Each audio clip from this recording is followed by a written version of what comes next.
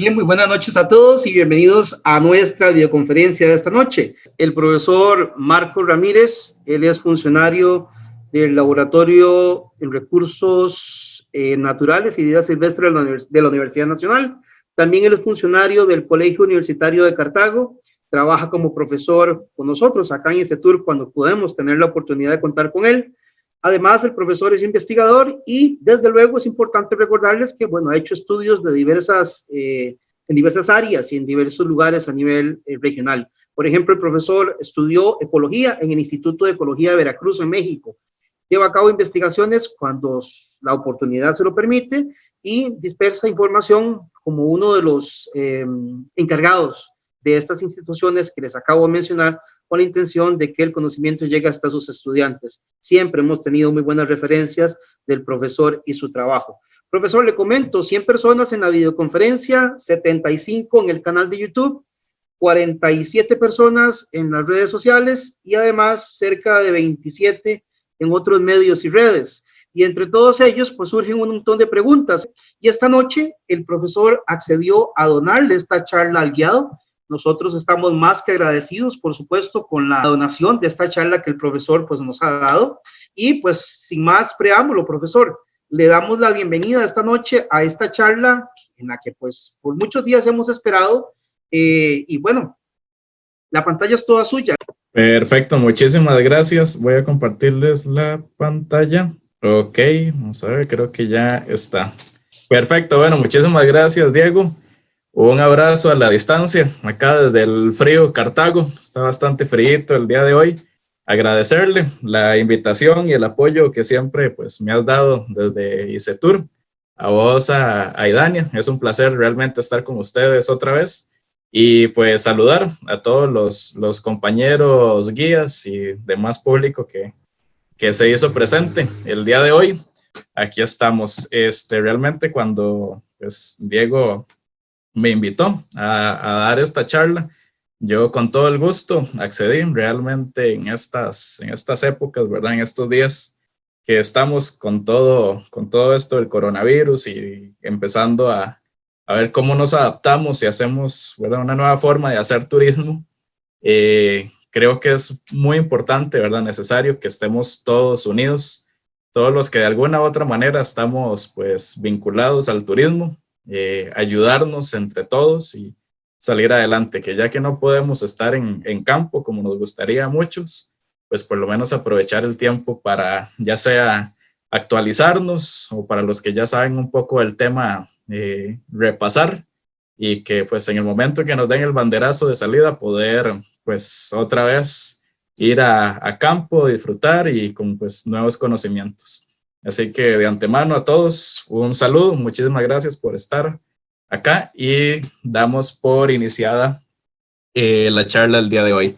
Entonces, la charla del día de hoy, espero que tenga una duración, por lo menos tal vez una hora, un poquito menos, a ver si tenemos un tiempo para hacer unas preguntas al final.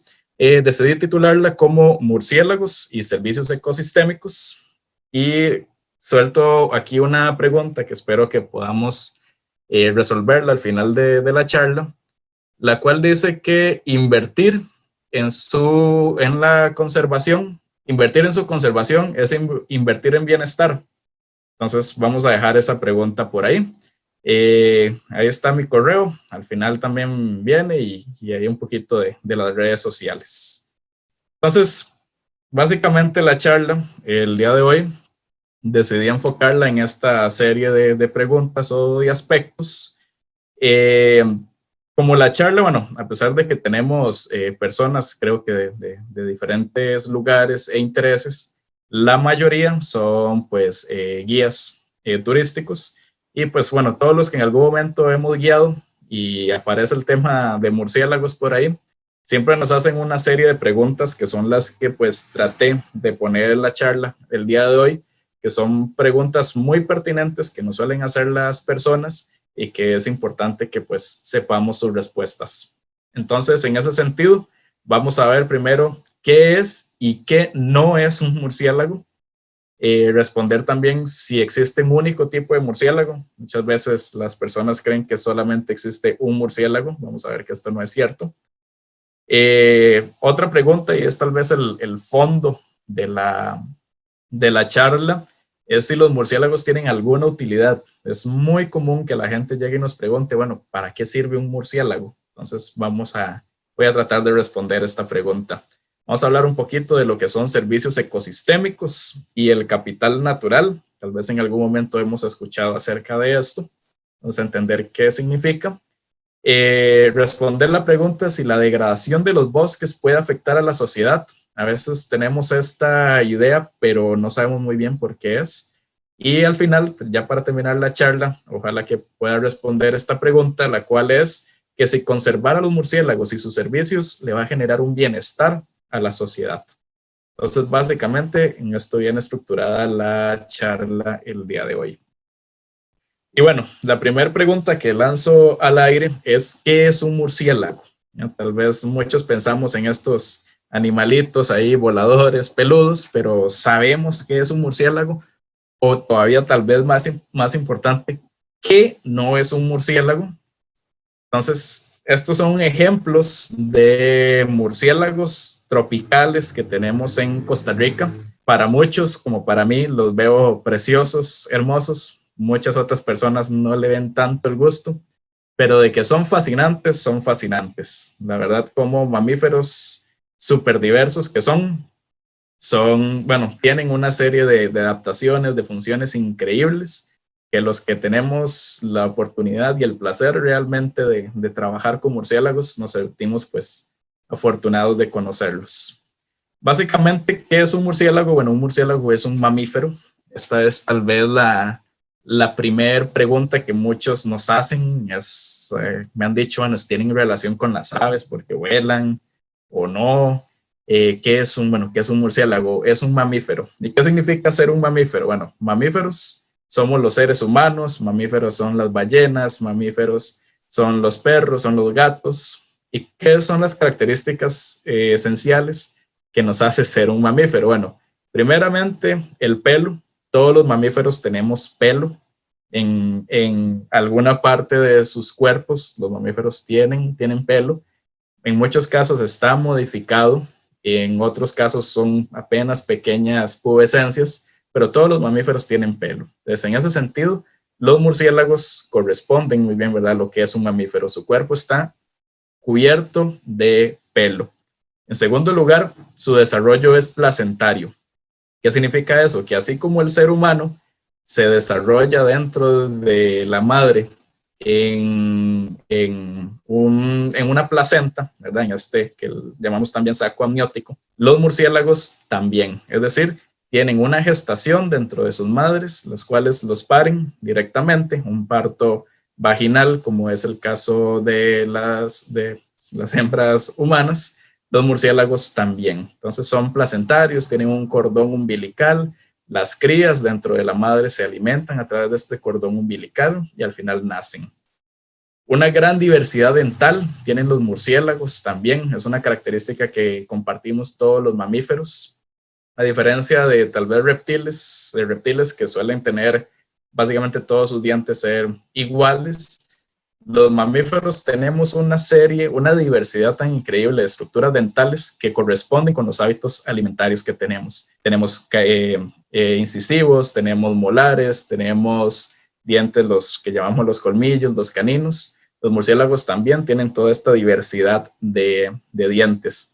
Y tal vez lo más importante, o lo que hace casi que ser un mamífero, y la palabra lo dice, es esta capacidad que tienen las hembras de dar leche a sus crías. Entonces, si ven en sus pantallas a la derecha, es un ejemplo de Bat Conservation International de una madre, en este caso de un Artibeus jamaicensis, murciélago jamaiquino, frugívoro jamaiquino, en donde, si pueden ver la parte de abajo, hay una pequeña cría que en ese momento, mientras la madre va volando en búsqueda de su alimentación diaria, ahí va la cría pegadita, como decimos vulgarmente, tomando teta. Entonces, los murciélagos, las hembras de los murciélagos dan leche a sus crías por un periodo que puede ir desde pocos meses hasta bastantes meses, unos 3, 4 meses, hasta que las crías estén suficientemente fuertes ya para volar y conseguir su propio alimento. Entonces vemos que esas 4 características que tienen los mamíferos, que las comparten con el ser humano, los hace ser mamíferos. Muy importante. Otra de las preguntas que nos hacen usualmente es si los murciélagos, perdón, es el mouse, si los murciélagos son ratones o no, ¿verdad? Eso es una pregunta bastante común que nos hacen y realmente no son ratones. Esta creencia tal vez está tan arraigada en la sociedad, no solo occidental, sino bueno, no solo costarricense, sino de muchos otros países, que pues tomé la libertad de buscar 3 idiomas distintos, cómo se dice ratón, y pues me encontré con esta sorpresa de que, por ejemplo, en ruso, no sé cómo se pronuncia esto en ruso, pero básicamente lo que significa murciélago en ruso es ratón volador. Aquí, como pueden ver, la primera palabra mish es ratón y volador. En alemán, la última partícula de la palabra con la que se designa murciélago en alemán, que es Maus, hace referencia justamente a ratón, ¿verdad? Mientras que en francés, chauve-souris, no sé cómo se pronuncia, básicamente se traduce como ratón calvo. Entonces vemos que incluso en varios idiomas se cree o la nomenclatura de un murciélago en idioma popular hace referencia a un ratón. Sin embargo, los murciélagos no son ratones. Algo que los diferencia claramente es la habilidad de volar. Los murciélagos son los únicos mamíferos en el mundo que tienen la capacidad de vuelo y vuelo sostenido, porque bueno, muchos pensarán tal vez en ardillas voladoras, pero realmente las ardillas voladoras no vuelan, sino que lo que hacen es un tipo de planeo como tal. Los murciélagos son los únicos mamíferos en el mundo que tienen esta capacidad de vuelo sostenido. No están ni siquiera, bueno, en la siguiente lámina vamos a ver un poquito del origen filogenético, o sea, evolutivo de los murciélagos, pero no tienen relación con los ratones. Si ven a su izquierda, esto es un ejemplo de 3 especies de ratones distintos que encontramos en Costa Rica. Como pueden ver, son muy similares entre ellos.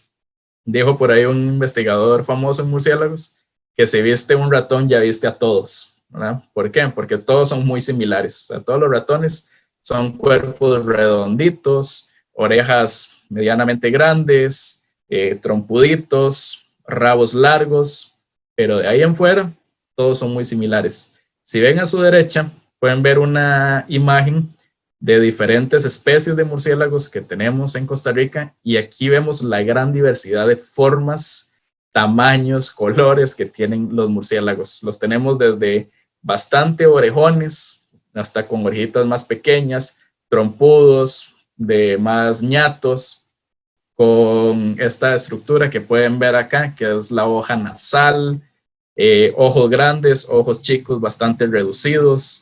Algunos tienen incisivos, otros no tienen incisivos. En fin, es una variedad increíble la que existe de murciélagos. Y esta variedad de formas en sus caras hace referencia o se relaciona también con las estrategias de alimentación que tienen los murciélagos. Ahorita lo vamos a ver. Entonces, en esta siguiente lámina, quiero ponerles acá lo que llamamos, pues, los biólogos un árbol filogenético, que básicamente lo que hace es que analiza la variedad de genes que tienen todas las diferentes especies o grupos de especies y estudian la similitud. Es decir, si una especie es muy cercana a otra, es decir, diríamos que son primos, es porque sus genes o muchos de sus genes son compartidos. ¿Okay? Los comparten sus genes. Por eso es que decimos que el ser humano, aquí con Pantroglodites, que es el chimpancé, compartimos, si no recuerdo bien el dato, creo que es un 98% de los genes con el chimpancé, lo que nos hace estar, como se demuestra en este esquema, muy cercanos al chimpancé. Es decir, somos primos muy cercanos. Entonces, teniendo esto en cuenta, estas rayas lo que nos indican es la distancia genética, evolutiva, incluso se le puede meter una medición de tiempo de separación evolutivo. Lo que nos habla es la similitud genética que hay entre diferentes grupos de organismos para entonces así entablar qué tan emparentados estamos. Entonces, como pueden ver en sus pantallas al lado izquierdo, tenemos aquí lo que es Llangochiroptera y Yemptochiroptera, que son dos grandes grupos de murciélagos, o los dos grandes grupos en que se dividen los murciélagos en el mundo, que, bueno, ellos obviamente están muy emparentados entre sí, pero vemos que la distancia y la agrupación está lejana a los roedores. En este caso, aquí a Rodentia. Tenemos a Rodentia por acá, que son, bueno, todos los roedores. Aquí incluimos ratas, ratones, ardillas, tepezcuintles, cherengas, okay. Mientras que los quirópteros los tenemos por acá. Entonces vemos que realmente no están cercanamente emparentados. Sus diferencias genéticas son bastante grandes unos de los otros. Los murciélagos en este caso están mayormente asociados o mayormente emparentados, en este caso, con las musarañas. No sé si todos conocen una musaraña, pero bueno, una musaraña incluso es bastante diferente a un roedor. Incluso estarían más emparentados con felinos y caninos, que los tenemos por acá. Mientras que los roedores aparecen por esta parte, incluso podrían estar los roedores más emparentados con el ser humano que lo que están los seres humanos con los murciélagos. Entonces, en esta sencilla, bueno, relativamente sencilla lámina, se puede ver que genéticamente, y esto es un rasgo evolutivo, son muy diferentes los roedores a los murciélagos, es decir, ni siquiera son familia.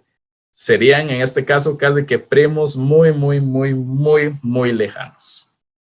¿Okay? Entonces, con estas tres preguntas, bueno, creo que ya hemos aprendido bastante. Otra de las preguntas que nos suelen hacer mucho es si existe un solo tipo de murciélago.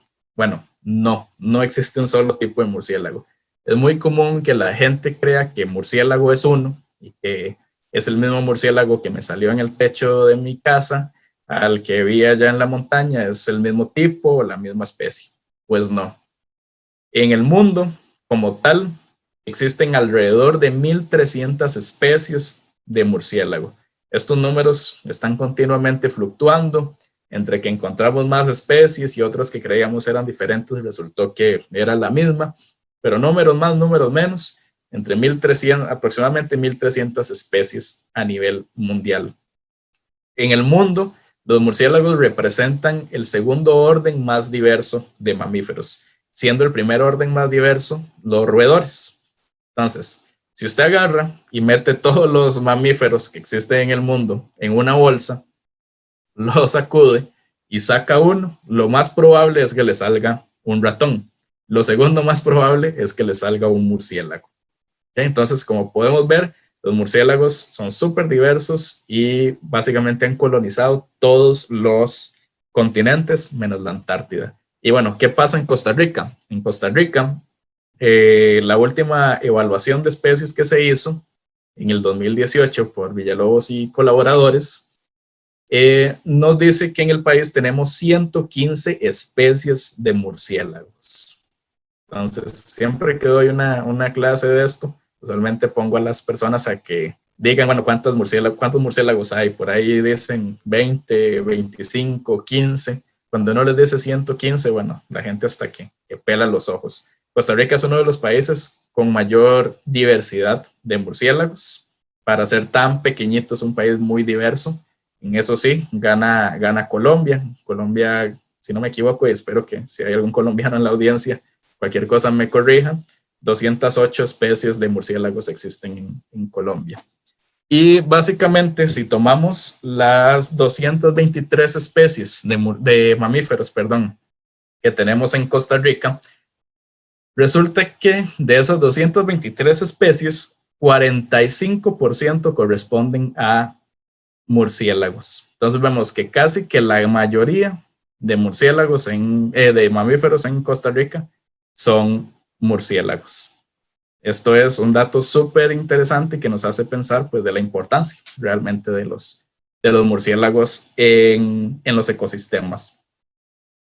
La imagen que tienen a su derecha está muy relacionada con esta listica que viene acá, que son todos los diferentes gremios tróficos o formas de alimentación que tienen los murciélagos. De los murciélagos tenemos desde insectívoros, es decir, murciélagos que comen insectos, frugívoros, nectarívoros, que se alimentan de néctar, piscívoros, se alimentan de peces, omnívoros, que prácticamente comen de todo, hasta los a veces no muy queridos hematófagos, que son los murciélagos que se alimentan de sangre.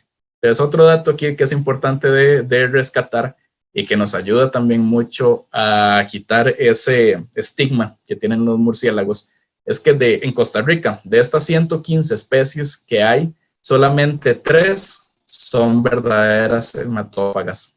Es decir, murciélagos que se alimentan única y exclusivamente de sangre. Entonces hagan ahí la mate, 3 de 115, ¿cuánto es?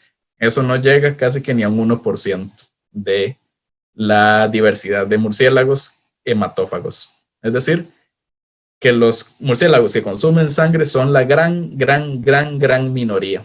Incluso estas 3 especies de murciélagos hematófagos que existen en Costa Rica son las mismas que existen en el mundo, y de ahí, de estas 1.300 especies, solamente 3 consumen sangre. Entonces vean que sería casi que un 0.000 no sé cuánto de todas las especies de murciélagos en el mundo que consumen sangre. Y esto es un dato muy importante y espero que les quede por ahí para ayudarnos a quitar muchos de estos estigmas que a veces topamos y que el turista a veces pues nos hace la pregunta o incluso le da un poco de miedo. Pues esto es importante. Y para ya terminar un poquito en esta introducción, un poquito de desarrollo, y la otra pregunta es si realmente los murciélagos son ciegos. Pues no, los murciélagos no son ciegos. De hecho, especialmente los frugívoros tienen una muy buena visión. En el caso de los frugívoros, detectan primero las frutas por olor y por vista y después por ecolocación. Pero lo que sí es un rasgo común en muchas especies de murciélagos es la capacidad de ecolocación. Entonces, ¿qué es la ecolocación? Es el sistema que se le conoce como sonar o sonar también, por el cual un murciélago emite un chillido que lo emite en el espectro ultrasónico, es decir, las ondas que emite son ultrasónicas. El ser humano no puede escucharlas de las altas frecuencias a las que emite. Emite estas ondas sonoras, las cuales rebotan con un objetivo, en este caso una polillita que viene aquí representada, y así como cuando uno va a un valle o a una casa sola que no tiene muebles, se genera un eco. Entonces el murciélago emite esta onda, genera un eco, rebota en la polilla y se devuelve. Y esto le da información al murciélago de dónde está la polilla. Si se ponen a pensar un poquito este sistema, ¿dónde lo usa el ser humano? Bueno, lo utilizamos en los sonares, por ejemplo, los submarinos, o incluso los famosos ultrasonidos que se hacen las mujeres cuando están embarazadas. Emite una onda de sonido, ese eco es interpretado y nos da una imagen de la forma y la ubicación de un objeto. Esto es lo que hacen muchos murciélagos para ubicarse en el espacio y ubicar sus presas. Fascinante porque esta emisión de ondas ultrasónicas y la recepción del eco, se hace en fracciones de segundo, o sea, se mide en milisegundos. Milisegundo es un segundo dividido en 1000 partes. Esto lo hacen en milisegundos, o sea, es súper rápido lo que los murciélagos hacen esto. Entonces, esta característica también nos hace ser modelos de estudios súper importantes en términos de las neurociencias, para entender cómo funciona el cerebro de un murciélago para poder hacer estas interpretaciones tan rápidas, que es algo increíble. Entonces, con esto doy concluido un poquito esta primer parte para entender o aprender qué es un murciélago y qué no es un murciélago. Entonces vimos que son mamíferos que son muy diversos, que no son ratones y que no son ciegos. Y ahora la siguiente parte de la charla va en esta pregunta. Y es una pregunta que usualmente nos hacen muchísimo y que considero es muy importante de responder. Bueno, ¿para qué sirve un murciélago? El ser humano, pues lastimosamente, tal vez ya los sistemas económicos nos han dañado tal vez un poquito, no sé, pero siempre tenemos la necesidad de hacernos esta pregunta, de darle una función utilitaria a un elemento de la naturaleza. Entonces, en ese sentido, ¿para qué sirve un murciélago? O sea, ¿por qué estos 115 especies de murciélagos que están en el país, para qué existen? ¿Tienen una función? ¿No? ¿Podríamos eliminarlos o no? Okay, entonces, voy a tratar de responder esta pregunta. Y para responder esta pregunta, voy a dejar un momentico de lado los murciélagos y vamos a entrar a un área que se llama servicios ecosistémicos. Tal vez los presentes, perdón.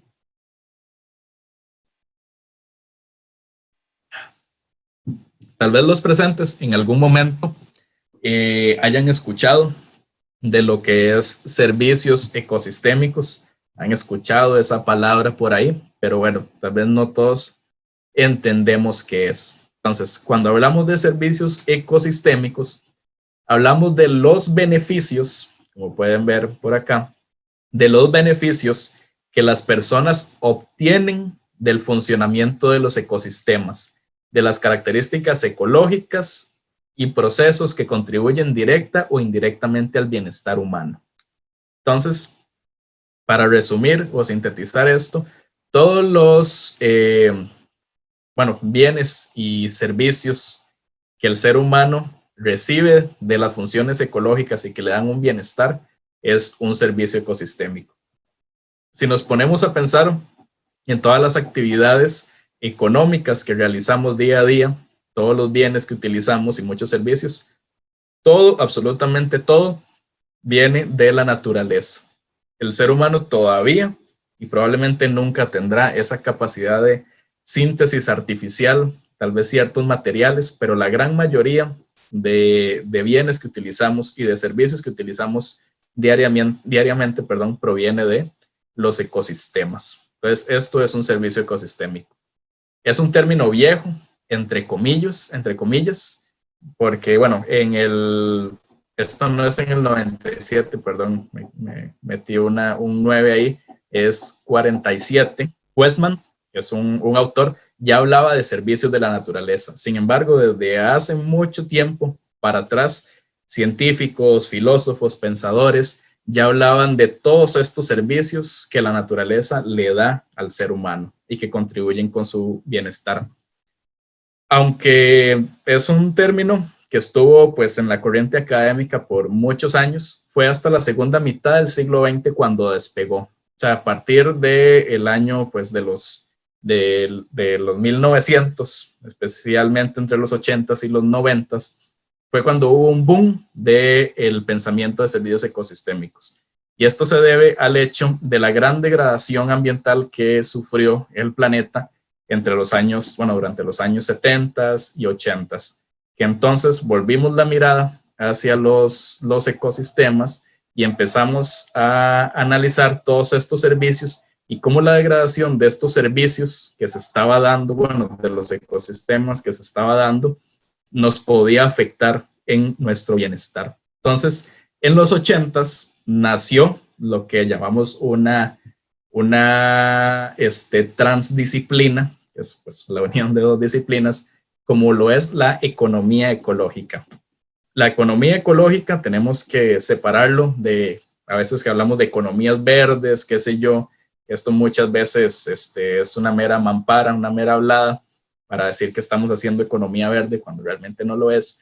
La economía ecológica es o parte del hecho de comprender toda la multiplicidad de funciones y procesos ecológicos que ocurren en un ecosistema y cómo eso repercute en la sociedad y en las actividades económicas.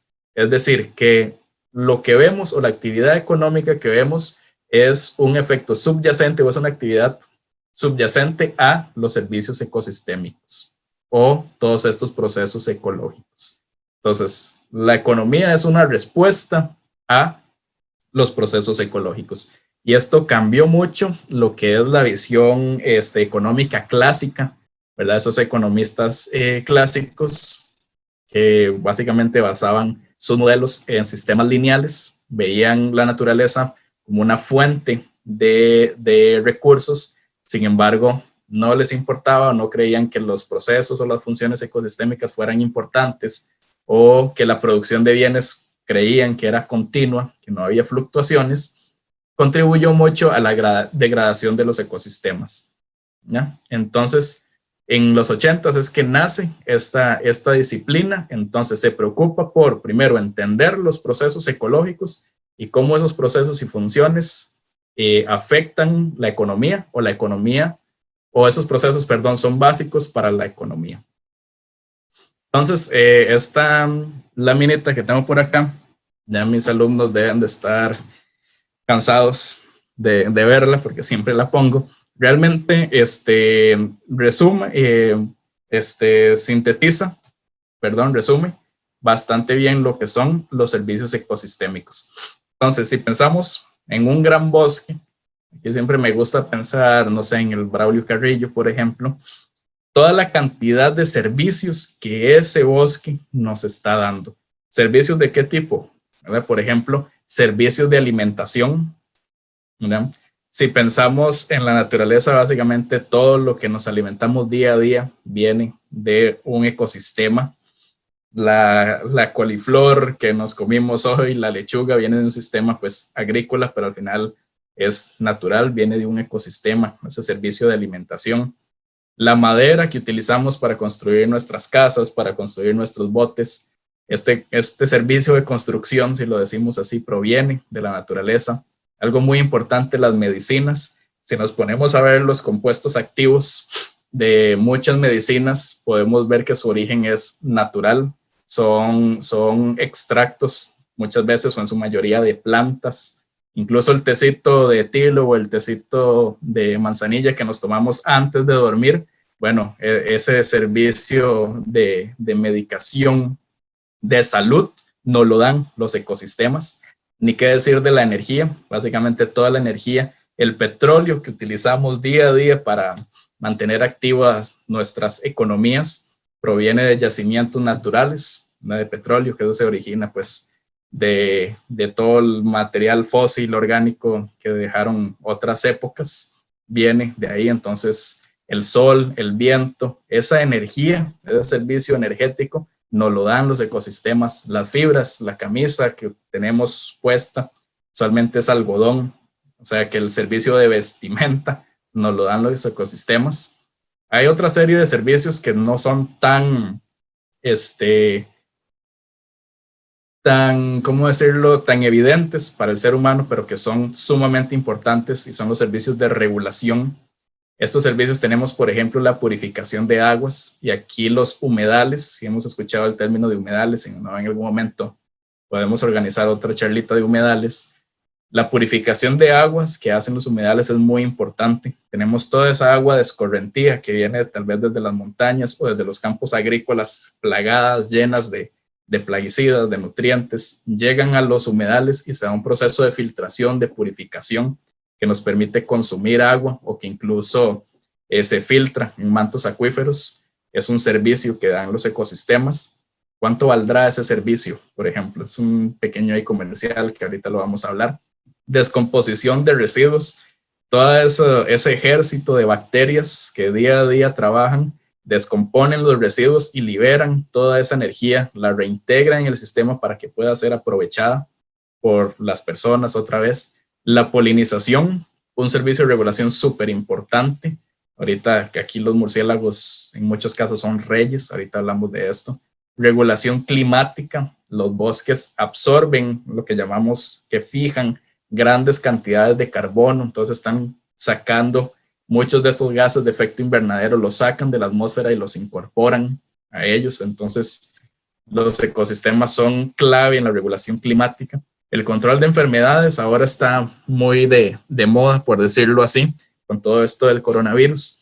Hay un efecto que llamamos efecto de dilución que se genera en los bosques, y es que al tener mucha diversidad de especies, los virus, digamos que tienen muchas opciones en donde traspasar y mantener entonces sus tasas de prevalencia bajas. No logran pues explotar, por decirlo así, porque hay procesos de depredación, de consumo, de mortalidad, que hace que los virus, digamos, que se mantengan a raya. Y el momento en que rompemos este balance, le permite a muchos virus salir de los ecosistemas y pues desgraciadamente infectarnos a los seres humanos, que es lo que, bueno, se cree que está pasando ahora con el coronavirus.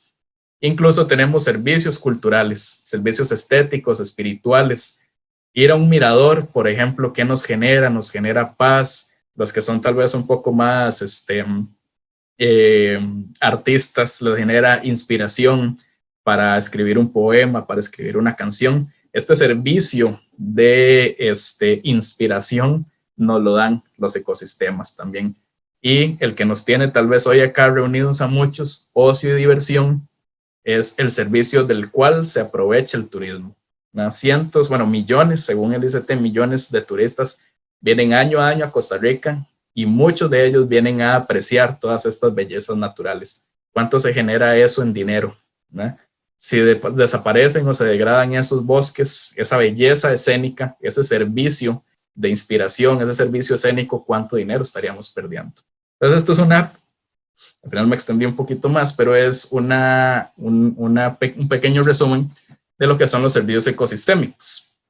Entonces, cuando tenemos servicios ecosistémicos, podemos tratar de hacer una valoración, ¿no? Y una valoración, y esto lo digo textualmente, se entiende como la contribución de un bien o un servicio al bienestar sostenible. Perdón, ahí me comí un punto.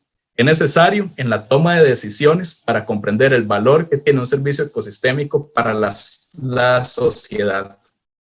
Entonces, esta visión de servicios ecosistémicos lo que ayuda es a hacer implícito el aporte de lo que llamamos el capital natural, ya lo vamos a ver, en la economía y la sociedad. Entonces, nos ayuda a evidenciar todos estos servicios y que su función, o el efecto más bien que tienen sobre la economía, ayuda a que sea implícito.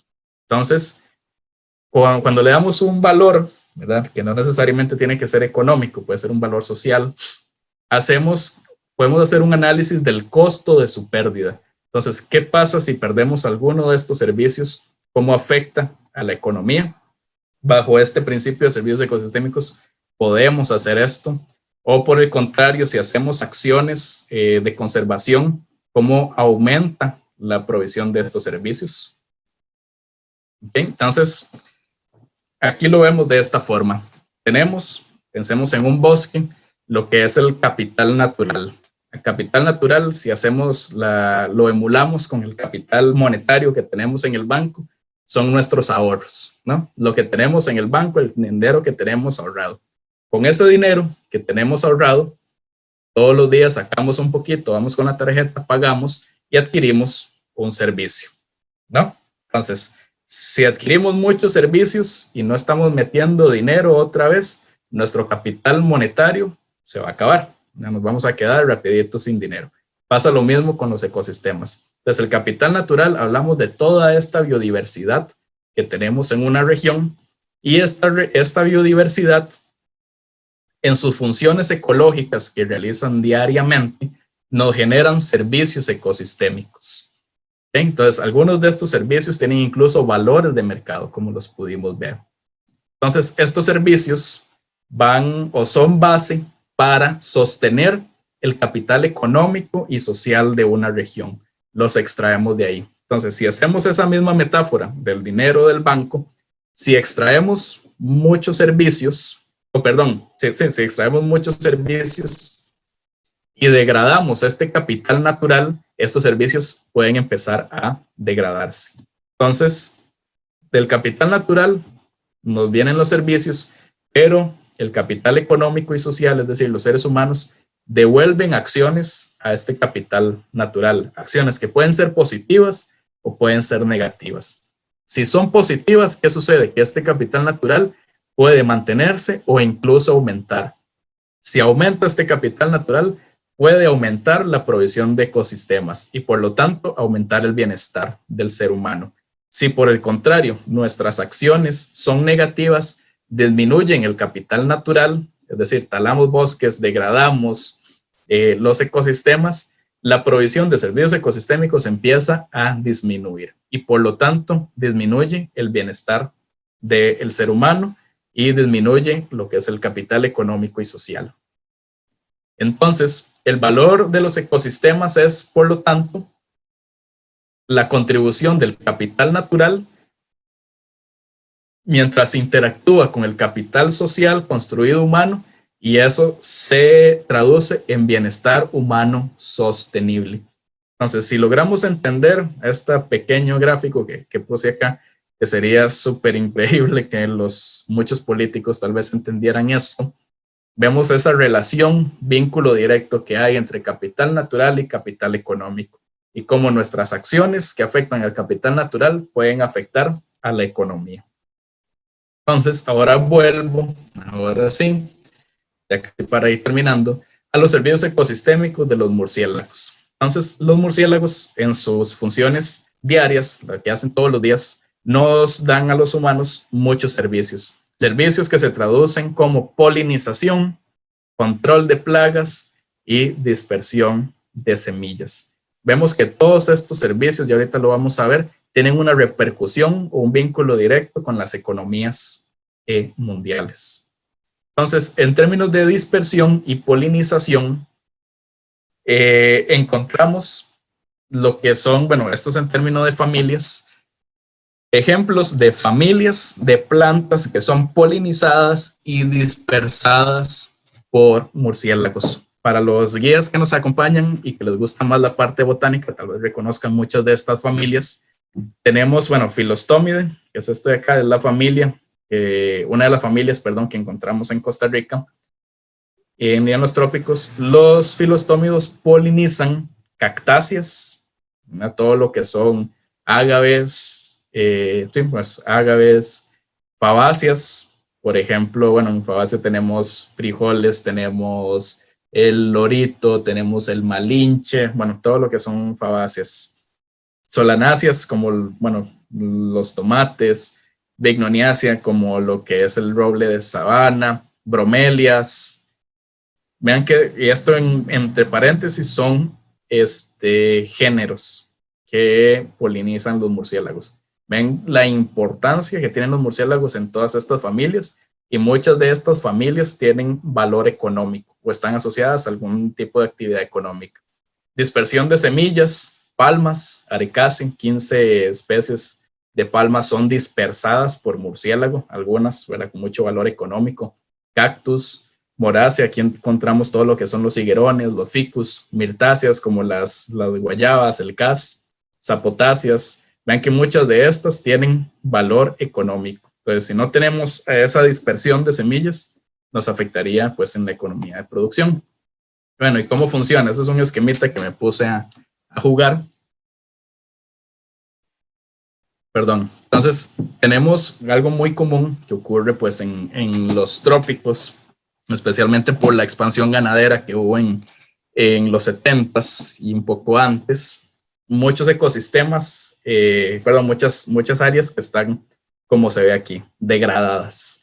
Entonces, queremos pues regenerarlas, ¿verdad? Es muy común que planeemos actividades de reforestación para restaurar estos sistemas. Entonces, aquí podemos contar con la ayuda del capital natural y un servicio muy importante que nos da este capital natural, este bosque, y es toda esta cuadrilla de trabajadores incansables que tenemos todos los días, como son los murciélagos.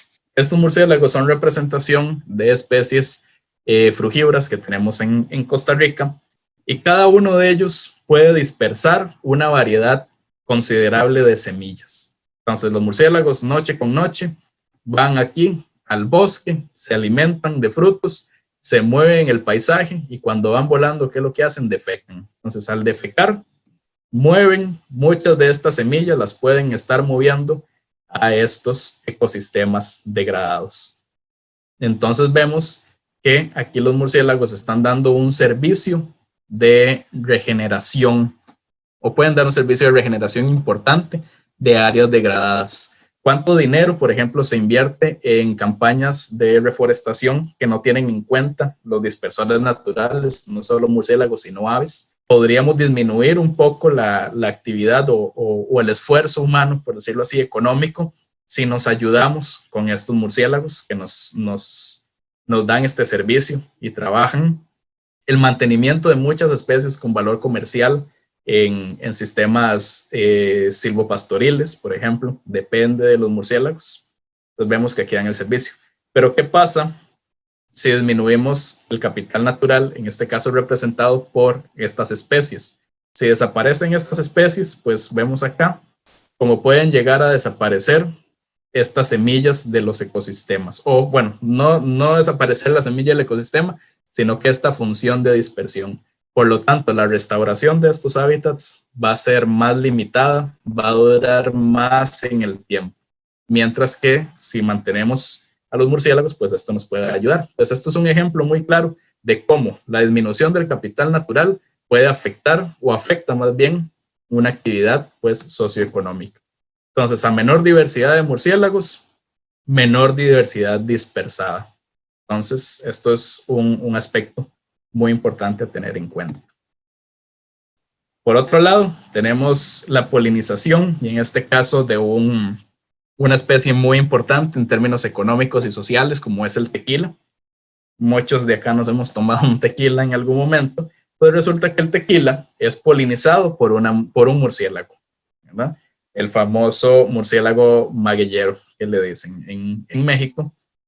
Noche con noche vuela y se mueve entre grupos del ágave azul. Entonces el murciélago, en día con día, noche con noche, se mueve, lleva polen de un lado para otro.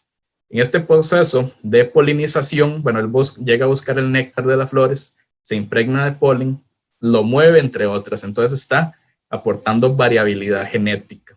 Entonces esto hace que las plantas de ágave, al recibir genes de diferentes lugares, sean más resistentes. Uno de los problemas que tiene el ágave en México, o que se descubrió que tenía el ágave en México, es que básicamente todas las plantas venían de uno o dos progenitores. ¿Por qué?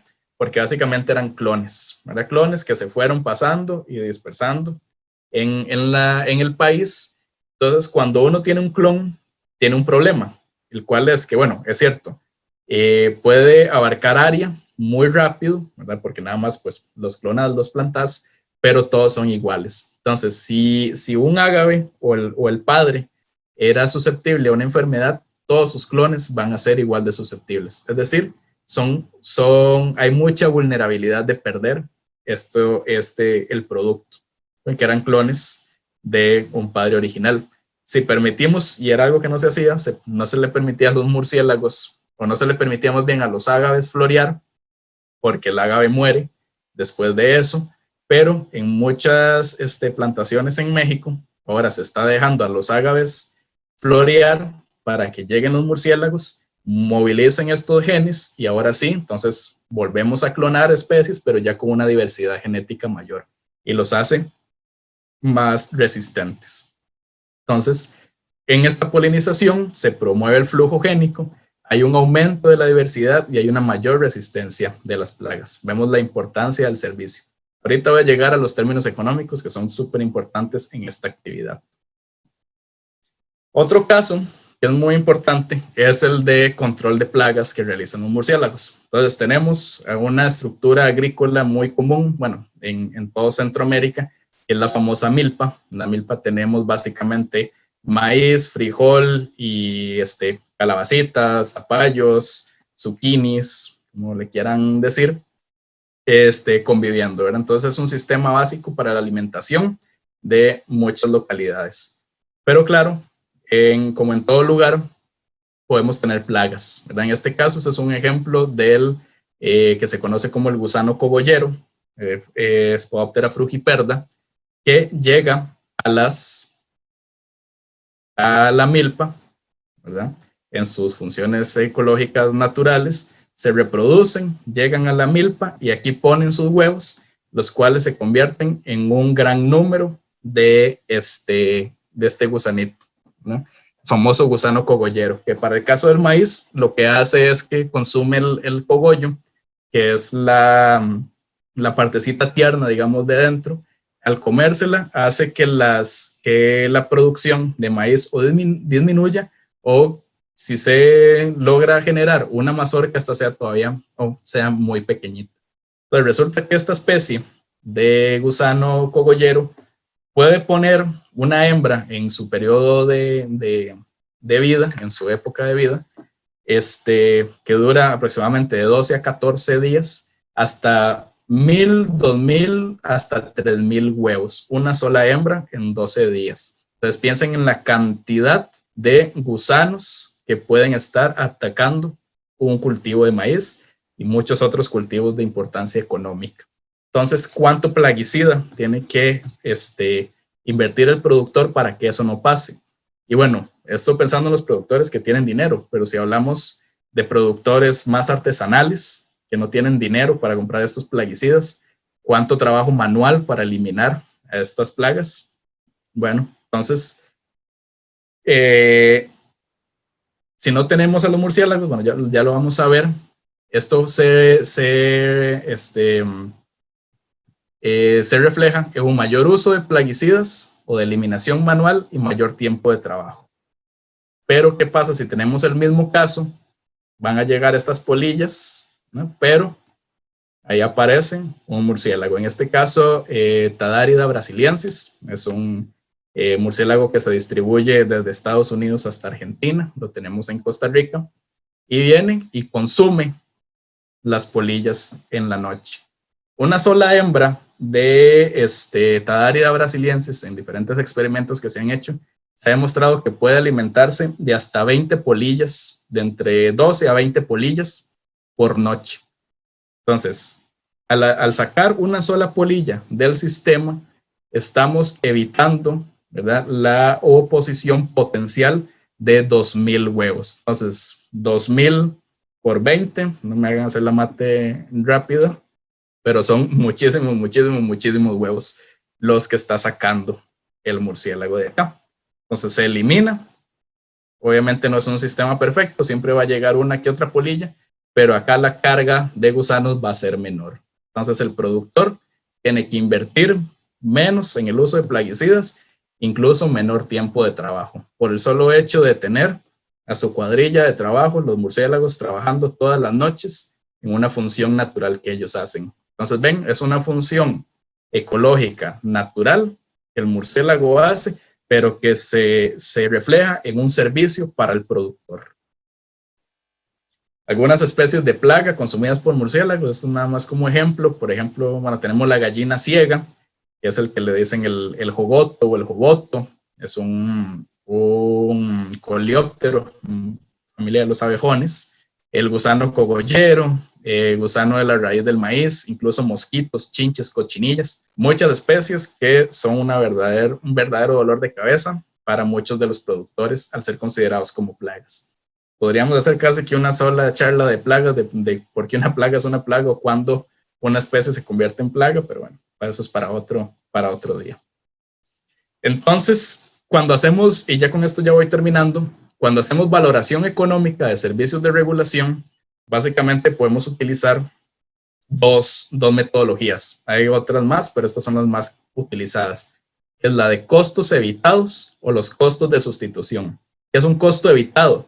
Es cuánto se evita de utilizar un producto, por ejemplo. Entonces, ¿cuánto se evita por el uso de plaguicidas? Entonces, si volvemos al ejemplo ahorita de control de plagas, ¿cuánto se puede estar ahorrando el productor en plaguicida, en aplicación de plaguicidas, en términos económicos, si tiene una población de murciélagos que llega a consumirle las polillas noche con noche? Entonces ahí podemos empezar a jugar con estas valoraciones económicas. ¿Cuánto se está evitando ese productor? ¿Cuántas aplicaciones menos en términos económicos y en términos ambientales? También, ¿cuánto plaguicida o todos estos compuestos activos que son tan dañinos, cuántos litros o cuántos gramos de componente activo se están sacando de los sistemas que ya no están llegando a los ríos, producto de este servicio ecosistémico de murciélagos. Entonces ya podemos hacer una valoración. Y otro, que es el de los costos de sustitución. Por ejemplo, ¿cuánto valdría hacer el mismo trabajo, pero de otra forma? Entonces, humano versus animal. Si no tenemos a los murciélagos, ¿cuántas horas hombre tendríamos que pagar? ¿Ya? ¿Cuántos jornales tendríamos que pagarle a una persona para que fuera a matar polillas? ¿O cuántos jornales deberíamos de pagar para que una persona vaya de planta por planta de ágave moviendo el polen de un lado para el otro? Entonces, aquí podemos hacer otro ejercicio de valoración económica. ¿Cuánto hay que hacerle? Hay que pagarle un seguro social, hay que darle capacitación, qué sé yo. Entonces, todo esto son servicios que nos proveen los murciélagos, en este caso, que saldrían muy, muy, muy caros de hacerlos por nosotros mismos, incluso tal vez ni siquiera podríamos utilizarlos. Entonces, cuando ustedes vean en algún momento, yo les voy a poner el ejemplo de valoraciones económicas que se han hecho, es con estas metodologías: costos evitados y costos de sustitución.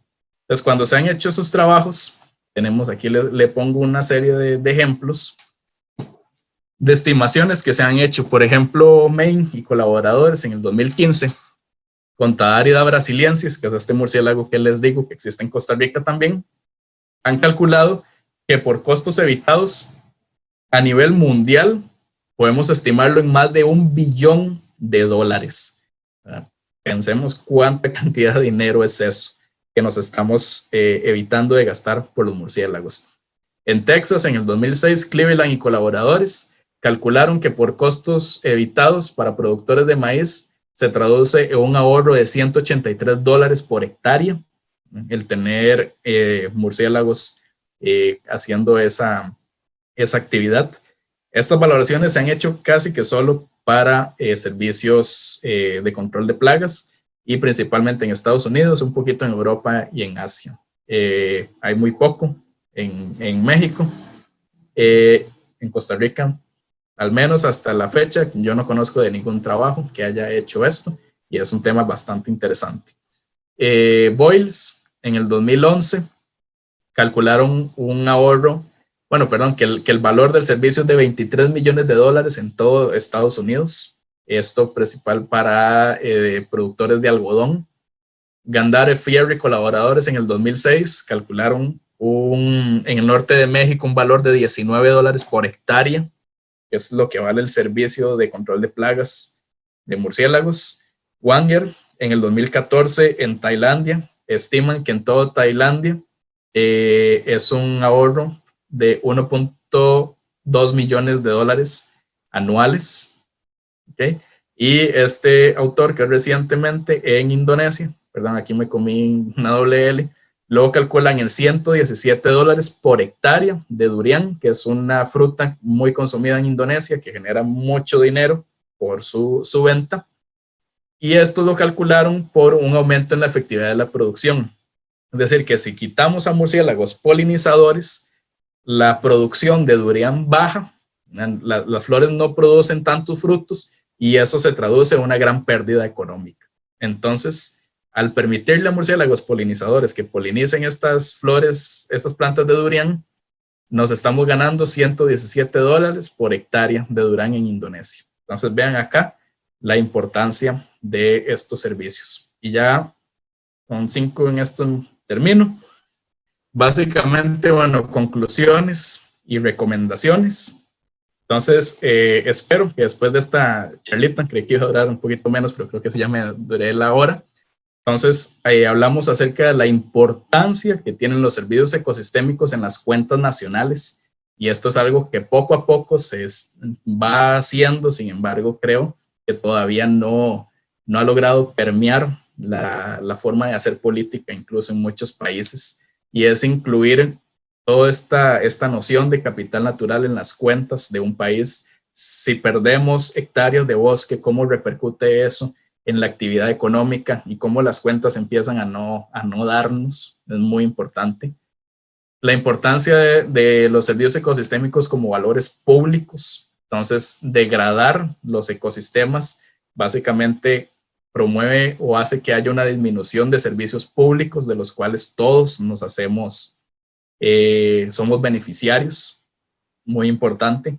Entonces, la degradación de un bosque no es nada más que se degrade, sino que está quitando servicios, está quitando bienestar a la sociedad, incluso a personas que se encuentran lejos de los lugares. Hablamos también del papel de los murciélagos en la seguridad alimentaria, especialmente en sistemas artesanales o de subsistencia, sistemas que no utilizan plaguicidas porque tal vez por dinero no les alcanza. Muy importante acá, los murciélagos dan seguridad alimentaria. ¿Por qué? Porque están moviendo semillas, están promoviendo la diversidad genética. Importante, la conservación del capital natural aumenta la provisión de servicios ecosistémicos, como ya se los dije. Si hacemos pues actividades de conservación, esto nos va aumentando nuestro capital natural, ese dinero en el banco, y eso se traduce en mayor y mejores servicios, ¿no? Y esta es el aumento de servicios ecosistémicos también nos evita tener que buscar sustitutos. Entonces acá, como pueden ver, la disminución del capital natural aumenta la necesidad de sustitutos tecnológicos. Y era el ejemplo que les daba. Si desaparecen los murciélagos de estas plantaciones de ágave, ¿qué sustituto tecnológico humano deberíamos de utilizar? Ni siquiera existe, tal vez. En muchos casos son pocos eficientes, en otros no existen. Entonces la disminución del capital natural también involucra aumento de costos económicos para las actividades, y eso incluso puede llegar a traducirse en costos al consumidor final, por ejemplo. Y la importancia de los servicios ecosistémicos para el bienestar social y económico. Entonces es cuando hablamos de socioecosistemas. Entonces aquí se ve la necesidad de empezar a valorar o ver todo como un único sistema. Por muchos años se vio la economía de la sociedad por un lado, el ambiente por otro, pero aquí estamos viendo esa unión que existe, esa interacción que existe entre estos dos sistemas y que básicamente uno depende del otro. Hay una retroalimentación entre ellos. Entonces, al principio de la charla les planteé esta pregunta, que si invertir en la conservación de los servicios ecosistémicos que proveen los murciélagos es invertir en nuestro bienestar. Espero que con esta charla haya dado los suficientes argumentos para decir que sí, la inversión en la conservación de los murciélagos, sus servicios ecosistémicos y muchas otras especies y muchos otros ecosistemas se traduce indudablemente en un aumento de bienestar para la sociedad y la economía. Entonces es cuando tenemos que voltear la mirada a la conservación, y que realmente la conservación es necesaria, es importante y tenemos que trabajar todos los días en esto. Y ya desde un punto de vista de los guías que nos acompañan por acá, estos procesos educativos que hacemos cuando les hablamos a los turistas que llevamos a un tour, es importante lograr trasladar toda esta información y lograr cambiar, hacer que cambie un poco tal vez la mentalidad del turista y entender todas estas relaciones que existen entre los ecosistemas y las actividades sociales y económicas, y la indudable relación que hay entre naturaleza y bienestar. Con esto termino. Les agradezco mucho a todos los que nos acompañaron el día de hoy. Nuevamente, un gusto para mí. Mi nombre es Marco Ramírez. Ahí está mi correo para cualquier duda, comentario. Les pongo acá también lo que es la dirección del blog del Laboratorio de Recursos Naturales y Vida Silvestre de la Universidad Nacional, donde colaboro. El blog está en construcción, ahorita es muy poquito, pero estamos tratando de darle un poquito más de visibilidad. Entonces, pues eso sería todo. Muchísimas gracias. Regreso con Diego. No sé qué dinámica vamos a hacer para lo de las preguntas. Muchas gracias. Muchísimas gracias. A todos los que están en la videoconferencia, por favor, recordarles que levantando la manita virtual es la forma como usualmente le damos paso a sus preguntas, ya sean las que van a hacer verbalmente o las que tengamos escritas. Hablando de las que tenemos escritas, aquí en el canal de YouTube hay una, la hace Cristian Cascantes de Costa Rica, y pregunta, profesor, se dice que los murciélagos que son más eficientes para polinizar se encuentran en los doseles de los bosques y que se hace más difícil al estar en esa posición llevar a cabo investigaciones acerca de ellos. ¿Qué opinión le merece esta afirmación, profesor? Claro, muchas gracias y una muy buena pregunta. Realmente lo que ocurre en los doseles de los bosques tropicales no sabemos casi que nada. Es muy poquito lo que sabemos. Realmente muchas de estas valoraciones que tratamos de hacer las hacemos con especies del dosel, especies que no vuelan excesivamente alto, pero muchas otras especies como vampiresa, por ejemplo, que vuela bastante alto, no sabemos mucho realmente qué sucede. Y esto pasa en aves, pasa en insectos, en una gran variedad. Entonces realmente es un tema que está abierto. No puedo decir si son más eficientes o no, porque bueno, hablar de eficiencia, tenemos que hablar de un montón de otras variables, número de visitas, cantidad de polen que mueven, etcétera. Entonces no puedo decir que sean más o menos eficientes, pero de que conocemos muy poquito de estas especies de dosel, eso sí es cierto y realmente es un campo que debería de estudiarse. Incluso diversidad de animales de dosel se conoce bien poquito. Hace un tiempo salió un reporte de una especie incluso de roedor que se descubrió en dosel o subdosel, que no se tenía idea que estaba en Costa Rica. Entonces realmente es un tema del que se puede discutir bastante. Gracias, profesor. Lo felicitan de diversas partes de Costa Rica, alumnos suyos de Ubita, de la península de Osa, de Atillo, acá en San José de Costa Rica. Lo felicitan de El Salvador y de Panamá, guías de diferentes localidades de la región que están escuchando su charla. Otra de las preguntas que tenemos en el YouTube, en el canal de YouTube, la hace el colega de Costa Rica, José Pablo Smith. Pregunta a él si hay alguna especie de murciélago que se considere una plaga. Una especie, bueno, es un tema también interesante porque, vamos a ver, el término plaga a los ingenieros agrícolas a veces les gusta, a los biólogos no nos gusta mucho la palabra plaga, porque realmente tiene una connotación, bueno, obviamente negativa, pero una connotación antrópica, ¿verdad? O sea, los mapaches que llegan a voltear mi basura en las noches, yo los puedo considerar una plaga. Mi vecino le puede gustar y tomarles fotos y no lo consideran una plaga. Entonces, en ese sentido, la definición de plaga, bueno, se las trae. Pero en términos tradicionales, digamos, de lo que es una plaga, que genera pérdidas económicas en la producción de algún producto, valga la redundancia, yo pensaría que en algunos o en muchos lugares de América, Desmodus rotundus, que es el murciélago vampiro real, el hematófago, que se alimenta de sangre, sí puede ser considerado una plaga cuando sus números aumentan desproporcionalmente y empiezan a atacar el ganado. Entonces, en esos casos, yo le aseguro que los productores sí lo pueden considerar como una plaga.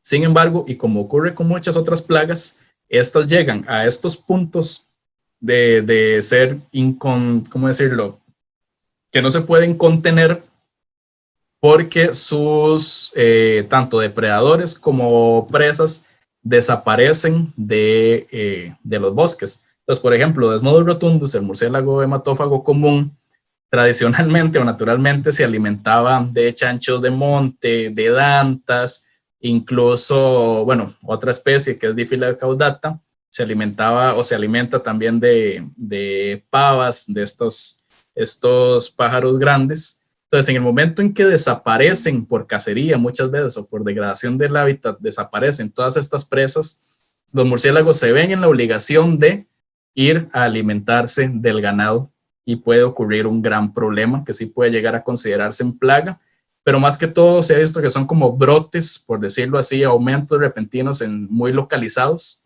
que pasa esto. Sin embargo, con buenas medidas de manejo para el ganado, se puede reducir bastante la incidencia de este murciélago y que no haya mayor afectación. Gracias, profesor. Lo saluda Lili Pagua desde México y lo felicita Muchas por su gracias. charla. Gracias. Además, tenemos gente desde la península de Osa, en Costa Rica, y desde Tegucigalpa haciendo preguntas. Don Cristian Cascante, pues nos aclara que, bueno, él también tenía por duda el hecho de, si usted le puede confirmar que los murciélagos que están en el dosel del bosque son más difíciles de estudiar que otros, debido a que pues tienen un espacio mucho más o menos accesible en este caso para los investigadores.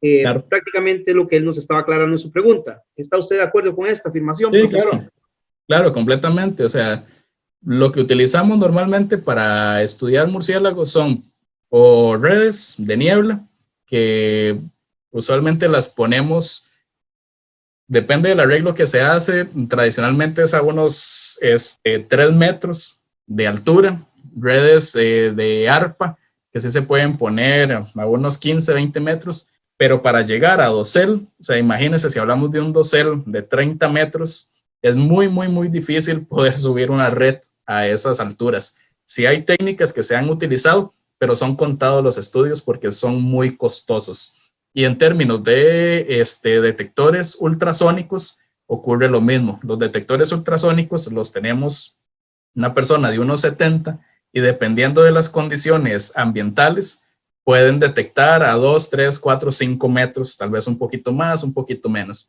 Entonces, igual a nivel de dosel, va a ser bastante difícil que se pueda hacer esa detección. Entonces, indudablemente, sabemos muy poco de las especies de dosel por la dificultad que tenemos para analizar esos sitios.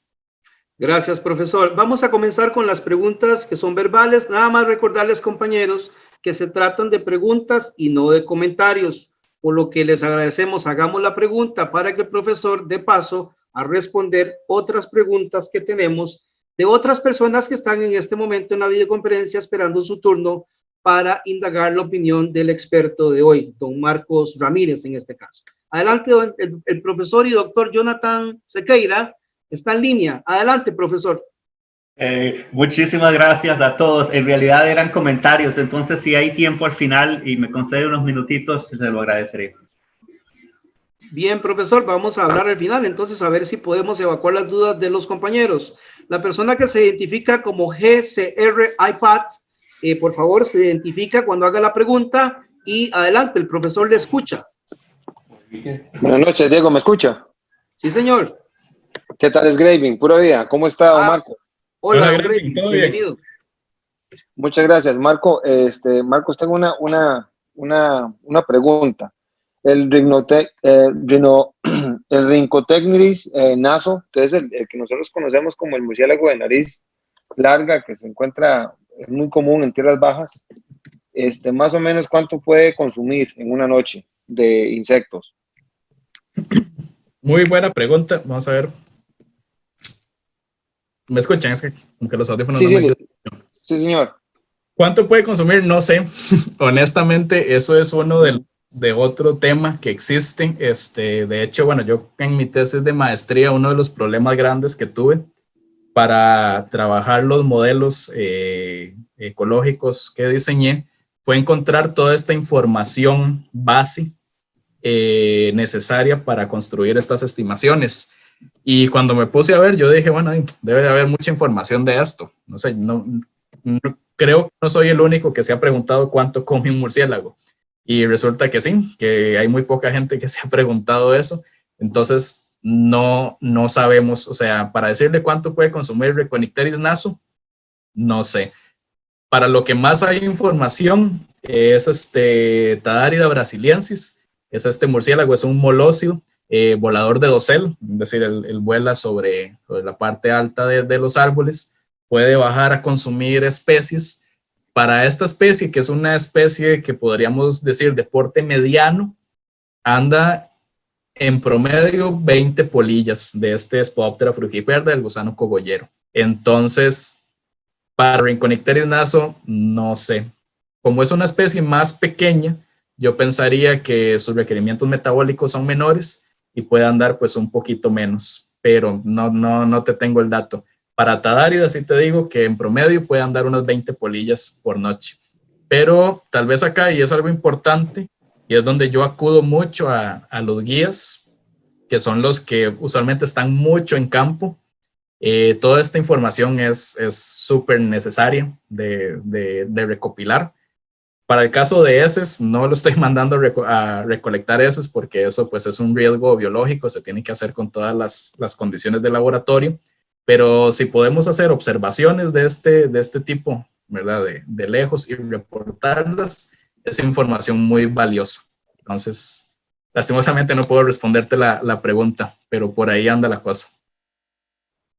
Muchísimas gracias, profesor. Tenemos una pregunta de Cindy Chávez. Adelante, Cindy.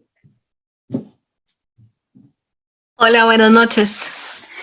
La pregunta es respecto a si sabe qué estrategias se han tomado tanto en el país como fuera del país, o qué estrategias se pueden tomar para disminuir la percepción negativa y por ende las acciones negativas que las personas puedan tomar en contra de los murciélagos por los distintos mitos o creencias que hay, y actualmente por la creencia también de que transmiten el COVID. Gracias, Cindy. Excelente. Okay. Muchísimas gracias. Muy buena pregunta. Y es una preocupación que tenemos, bueno, muchísimos biólogos y todos los que trabajamos con murciélagos. ¿Cómo podemos mejorar esa percepción? Entonces, bueno, voy a dividir mi respuesta, en dos. Una son la parte oficial, la otra la extraoficial, por decirlo así. Oficialmente, al menos a nivel pues americano, existe lo que llamamos los PCM, los programas de conservación de murciélagos. Entonces, cada uno tiene su capítulo, por decirlo así, en los diferentes países. Está el programa de conservación de los murciélagos de Costa Rica, el de Nicaragua, El Salvador, Honduras, México, y son organizaciones que trabajan mucho esta parte de educación. Entonces, sacan lo que son manuales, lo que son pues libros, mucho trabajo con escuelas para tratar de llevar esta información. Definitivamente el miedo que hay a los murciélagos realmente se puede trazar a ignorancia, y ignorancia no en un sentido peyorativo, ¿verdad? No en un sentido de ese tipo, sino desconocimiento de mucha información. Entonces, cuando desconocemos algo de un animal, no lo conocemos, usualmente, lastimosamente también por todos estos mitos, nos da miedo. Pero entonces, a través de estas estrategias de educación, es que podemos disminuir esta percepción tan dañina. Entonces te digo, de los programas de conservación de murciélagos, existe otra como es Bat Conservation International, es una organización bastante grande. Aprovecho y hago la publicidad de mi amigo Willy Pineda, no sé si estará conectado por ahí. Él es un biólogo que está trabajando en la Fortuna de San Carlos con un sistema de tours educativos de murciélagos, en donde una de sus principales preocupaciones es llevar información y educación. Y la segunda parte de mi respuesta va enfocada justamente a lo que estamos haciendo el día de hoy, y a que los guías, muchos como ustedes, se informen, estudien bastante y que no limiten los tours a decir un murciélago no es un ratón, sino hablar y llevar toda esta información. Entonces, a lo que apunto para disminuir esta percepción negativa es información y educación, realmente. Gracias, profesor. En el canal de YouTube, Reginald Peters dice no estar de acuerdo con usted en el tema del excremento de los murciélagos. Lo considera nocivo. De hecho, la sobreproducción genera daños en los espacios del ser humano, como por ejemplo ruido, excremento, y señala algunas especies. Y cree que hay efectos de parte de ellos. ¿Qué opinión le merece ese comentario, profesor? Gracias, y bueno, le agradezco el comentario. Y esto es una aclaración que hago siempre cuando me dicen, bueno, es cierto que los excrementos de los murciélagos son dañinos. Y yo siempre respondo con otra pregunta. ¿Cuál excremento no es dañino? Es decir, al final el excremento es un producto de desecho de los cuerpos. Entonces, muchas veces vienen, bueno, con bacterias, incluso con virus. Y justamente fue por eso que yo le dije al compañero que me hizo la pregunta sobre el consumo de polillas, es que no vaya él a agarrar las caquitas de los murciélagos, porque eso tiene que llevar un protocolo adecuado de guantes, mascarillas, sacar los permisos de investigación, justamente por la posible fuente de contaminación que puede ser un excremento. En eso estamos totalmente de acuerdo. O sea, ningún excremento de ningún animal, ni siquiera del perro de la casa, tenemos que llegar a tocarlo. Él habla un poco del ruido, todo esto, y sí, es cierto, son problemas que enfrentamos día a día con murciélagos cuando hacen uso de una casa y pueden llegar a invadirla en ese sentido. Pero bueno, hay toda una serie de medidas de manejo que podemos aplicar para tratar de disminuir la presencia con los murciélagos y al final tratar de convivir como pasa con muchos otros animales y tener una convivencia pues adecuada. Entonces, el comentario como que no lo entiendo muy bien, pero espero haberle respondido. Muchas gracias, profesor. Los saluda la profesora Evelyn Búcaro. Ella está en Guatemala, es la presidenta de la Asociación de Guías de Guatemala y lo felicita por su charla. Acá en la videoconferencia tenemos la participación de Francisco. Adelante, Francisco, con su pregunta. Sí, ¿me escuchan? Sí, señor. Me escucho. Francisco, buenas noches. Sí, buenas noches, profesor. La pregunta mía básicamente es acerca de la transmisión de enfermedades, que se habla mucho de la posibilidad de los murciélagos, sobre todo con personas, pues obviamente también con animales. ¿Qué hay acerca de eso, la transmisión del peligro de murciélagos con humanos? Gracias. Claro, gracias, Francisco. Muy buena su pregunta también, más en estas épocas, ¿verdad? Imagino que su pregunta también va mucho ahora con esto del coronavirus. Realmente no soy un experto en el tema de virus y enfermedades. Lo que sí es cierto y lo que he podido leer y se ha comunicado mucho es que de momento no, digamos que no hay un vínculo directo entre el coronavirus con murciélagos. Cuando se habla de que el coronavirus vino de un murciélago es porque la especie, por decirlo así, de virus, que es la que causa el SARS que estamos enfrentando ahorita, genéticamente es muy similar a otros virus que se han encontrado en murciélagos. Entonces, por eso es que viene el cuento de que es del murciélago y no sé qué. Sin embargo, ahorita no hay ningún trabajo, incluso el programa de conservación de murciélagos de Costa Rica, Bat Conservation International, si no me equivoco, creo que hasta el Colegio de Veterinarios de Costa Rica han generado informes de esto para aclararle a la población que ahorita no, o sea, no hay trabajos que hayan evidenciado que efectivamente se pasó. Lo que ocurre con murciélagos y con virus y muchas otras enfermedades es cuando hablamos de zoonosis. Zoonosis son enfermedades, ¿verdad? O más bien agentes patógenos que se encuentran en fauna silvestre y que por una u otra razón pueden brincar al ser humano, pero no brincan así porque así, ¿verdad? Sino que vienen de procesos de degradación de bosque, de tala de árboles y de un contacto directo con fauna silvestre. Entonces, murciélagos se ha comprobado que tienen muchísimos virus, muchísimos virus, pero ahí es donde está la cosa importante.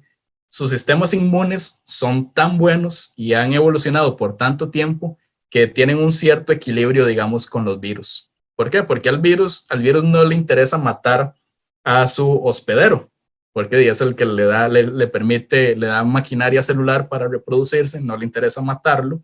Entonces, a través de años de evolución han llegado como a un equilibrio. Pero cuando el ser humano empieza a tener mayor contacto con la fauna silvestre, especialmente por consumo, por contacto de fluidos, y otras cosas, por mucho tiempo es que puede llegar a un virus de estos, ingresar al ser humano. Y también cuando disminuimos la diversidad de animales, no solo de murciélagos, sino de muchos otros, también los virus pues andan ahí medio locos, no tienen hacia dónde irse, ¿verdad? Entonces, ¿quién está ahí? El ser humano metido. Entonces, llegan y puede haber un proceso ahí zoonótico del cual se contagia el ser humano. Entonces, pues la respuesta aquí es siempre, como muchas otras, es la degradación, es el impacto del ser humano, es el ser humano cazando, metido con los animales, ¿verdad? Incluso, pues el mismo turismo puede ser una fuente importante de perturbación, entonces recordemos nunca tocar animales, nunca llegar a molestarlos, qué sé yo, dentro de lo que llamamos el principio precautorio, ¿verdad? Para que no hayan, pues, enfermedades de ese tipo. Muchas gracias, Francisco, no sé si logré responderte. Bien, espero que sí, profesor. Además tenemos la pregunta de Sharon Alfaro, quien es una colega que nos está escuchando en la zona de la península de Osa, en la zona sur. Adelante, Sharon. Buenas noches, sí. Son dos preguntas. Una, ¿cuáles son los murciélagos más comunes en el territorio costarricense? Y la número dos, si hay alguna especie que se beneficie de la cecropia. Gracias, Sharon.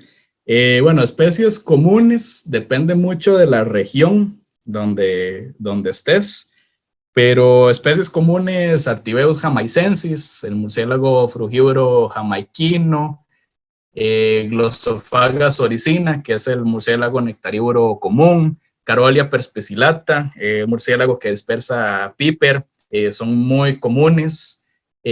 Molócidos, que son murciélaguitos de cola libre, son muy comunes en las ciudades. Lo que pasa es que vuelan a alturas mayores, ¿verdad? Y entonces no tenemos tanto contacto con ellos, pero son bastante comunes.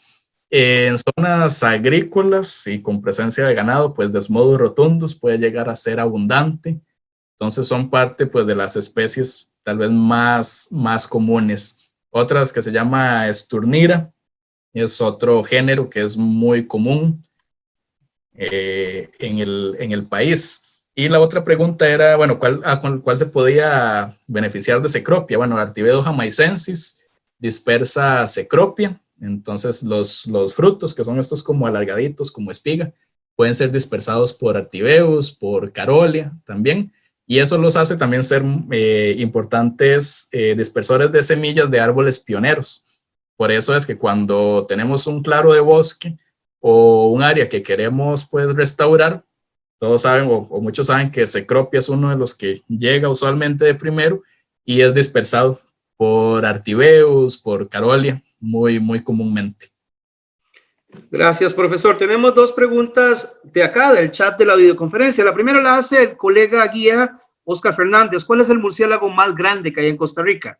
Una pregunta sencilla. Y luego aparece otra pregunta, le voy a dar las dos de una vez, profesor. Francisco Rojas pregunta que ¿cuál estrategia usted sugiere para evitar que el murciélago que, bueno, se alimenta de sangre, se acerque al ganado? Ok, perfecto. Bueno, la especie más grande que tenemos en Costa Rica y es la especie de murciélago más grande de América, que pues Costa Rica tiene la gran bendición de que la tiene también, es el famoso Vampirum spectrum.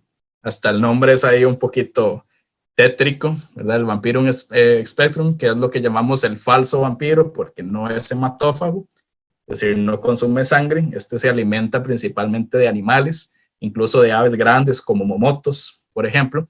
Esta es una especie que de envergadura, es decir, de ala a ala, de punta de ala a punta de la otra ala, puede llegar a casi 1 metro, es decir, tiene 1 metro de envergadura. Entonces ahora cuando termine la charlita buscan 1 metro por ahí, miden específicamente el metro y pueden ver cuánto tiene ese murciélago de ala a ala. Es el murciélago más grande que hay en Costa Rica y es el murciélago más grande que hay en América. Y con respecto a la otra pregunta, ¿qué estrategias se pueden utilizar para el ganado? Bueno, estrategias que conozco y que sirven, en definitiva, lo que es el ganado estabulado, ¿verdad? Entonces, ganado dentro de, pues, sus encierros. Uno de los problemas que se enfrentan muchos ganaderos en zonas agrícolas es que tienen, pues, bastantes hectáreas de su finca y el ganado, pues, anda libre por ahí. Entonces, estos murciélagos indudablemente también van a estar relacionados con el bosque. Entonces, si es ganado que está bastante más cercano al bosque, es un ganado que es más vulnerable, ¿no?, a ser atacado por murciélagos. Entonces, estrategias que utilizan y que sé que funcionan es eso, es en la noche tratar de guardar el ganado en los corrales para evitar que lleguen. Utilizan luces, por ejemplo, luces fuertes para que el murciélago evite llegar, y principalmente mallas para que los murciélagos no logren entrar. Sin embargo, sí le puedo decir, son bastante inteligentes, bastante vivos, y siempre por ahí uno que otro se mete. Entonces es como parte de las recomendaciones que se puede dar, especialmente no dejar que el ganado ande libre. Entonces, en la medida de lo posible, el productor que pueda, pues encerrar a su ganado y forrar pues con malla sus establos. Gracias, profesor. Tenemos una pregunta acá en el chat de la videoconferencia. Pregunta Daniel. Profesor, ¿se pelean entre sí por territorio, por comida o por orden social? Sí, claro, sí se pueden llegar a... Bueno, vamos a ver, los murciélagos son muy sociales. Entre ellos, creo que son de los mamíferos, tal vez en conjunto con los primates, más sociales que hay. Entonces, hay especies que llegan a formar colonias de millones de individuos y tienen toda una serie pues, de interacciones sociales, de cortejo, de alimentación. Hay un trabajo muy famoso que se hizo en Panamá, si no me equivoco, de la relación que tienen los desmodos rotundos, que son los hematófagos, con sus compañeros, en donde ellos se ayudan entre sí, se comparten, regurgitan sangre cuando un camarada no pudo alimentarse, le logran pedir a sus compañeros y le dan. Entonces son bastante sociales en eso, dentro de la misma especie.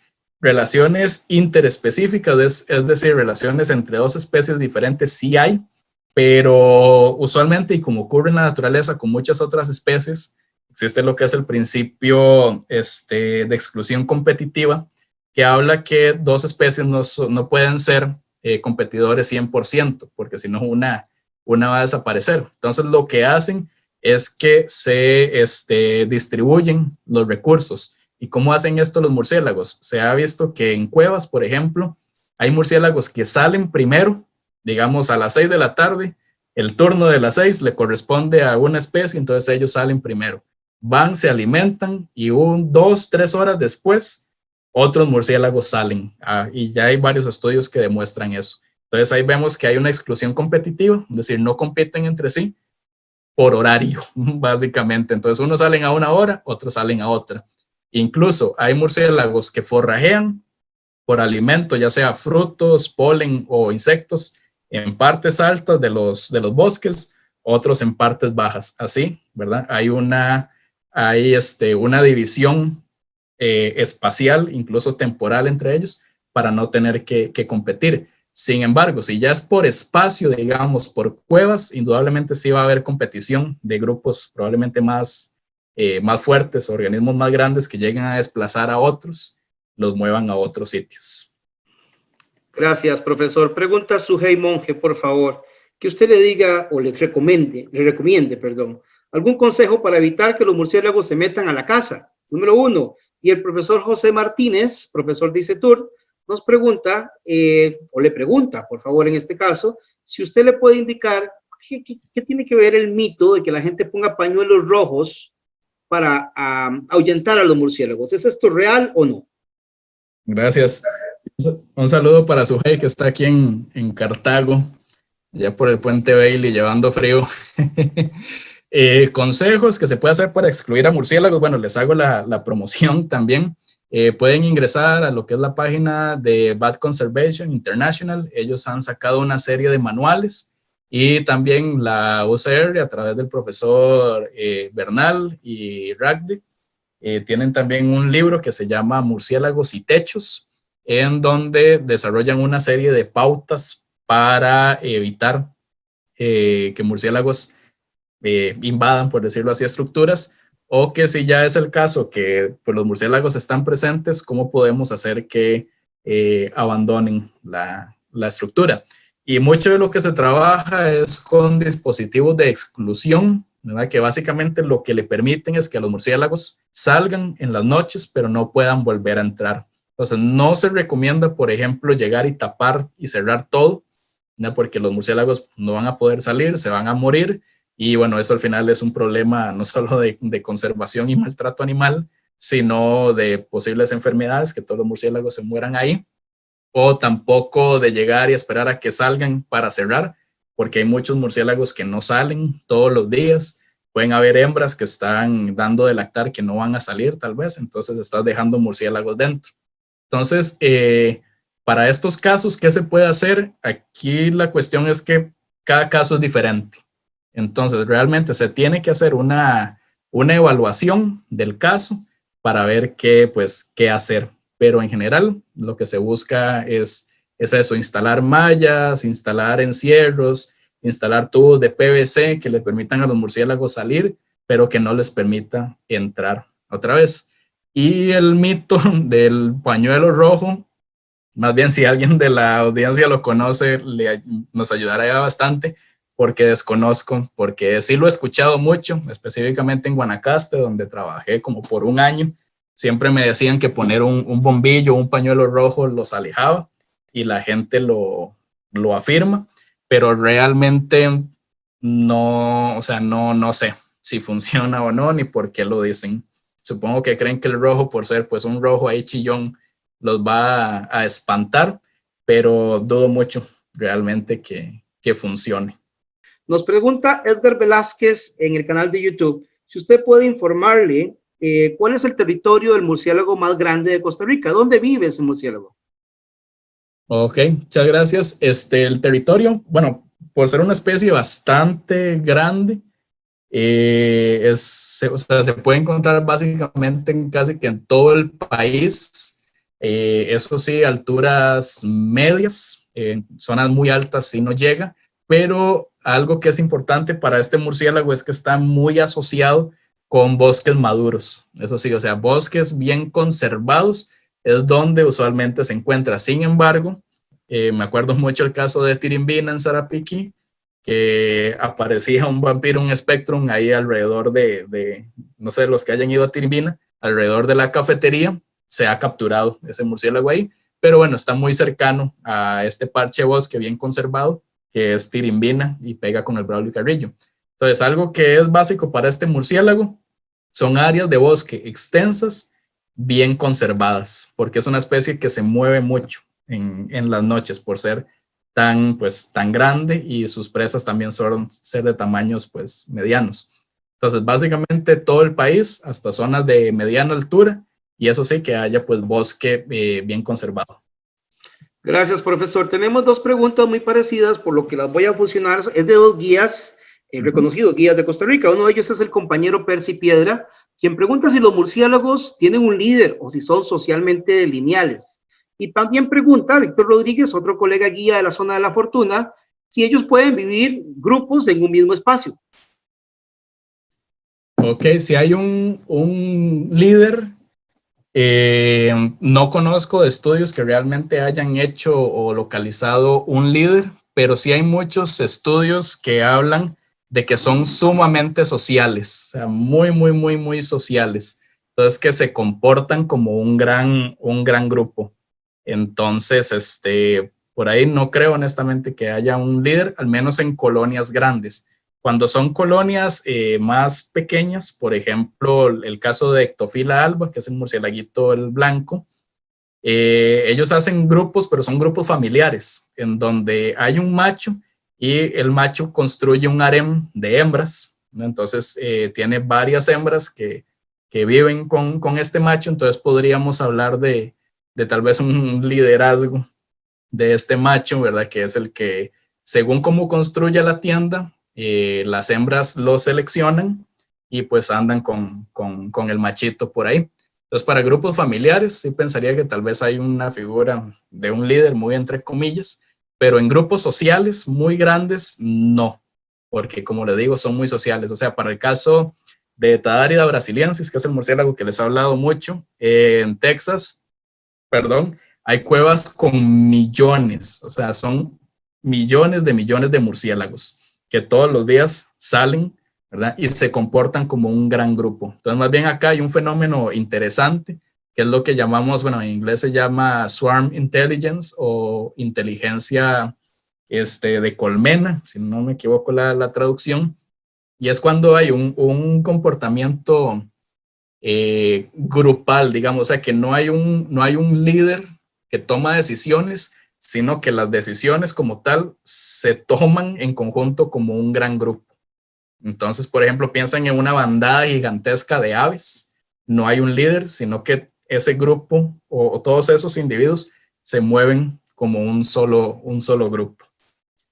Y se me olvidó la otra pregunta, perdón. No, ya la contestó, muchísimas gracias, Bueno. pero ya que está hablando de machos y hembras, hay una persona en internet en la conferencia que no se identifica, sin embargo pregunta si usted tiene idea de cuál es el periodo de gestación de un murciélago. El periodo de gestación de murciélago, sí, claro. Bueno, la clásica de los biólogos depende de la especie, pero puede andar por los 4 meses, de 3 a 4 meses. Va a depender, pues, de la especie, de las condiciones de la madre, pero anda por ahí más o menos 3, 4 meses. Gracias. Tenemos una pregunta audible acá en la videoconferencia de parte del colega Maynor Alfaro. Adelante, Maynor, con su pregunta. Gracias, buenas noches a todos. Gracias, Marco. Gracias, Luis Diego. La pregunta mía, no sé si se escuchará media extraña, pero todos sabemos que son nocturnos. Pero ¿sabe usted, Marco, si hay alguna especie, porque tengo entendida que en Samoa y en Isla Fiji pueden haber algunos murciélagos que se pueden ver durante el día?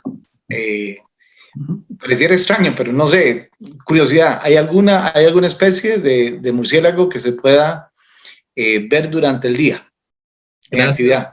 Gracias, Maynor. Bueno, por ejemplo, aquí en Costa Rica hay especies que se pueden ver, digamos, en el día, pero más que todo cuando está atardeciendo, que son los murciélagos vespertiliónidos, muchos del género Myotis. Son esos murciélaguitos que vemos cuando está atardeciendo, que todavía hay sol, pero si estamos dentro del bosque, le pasan a uno por ahí, son de los primeros que salen, perdón.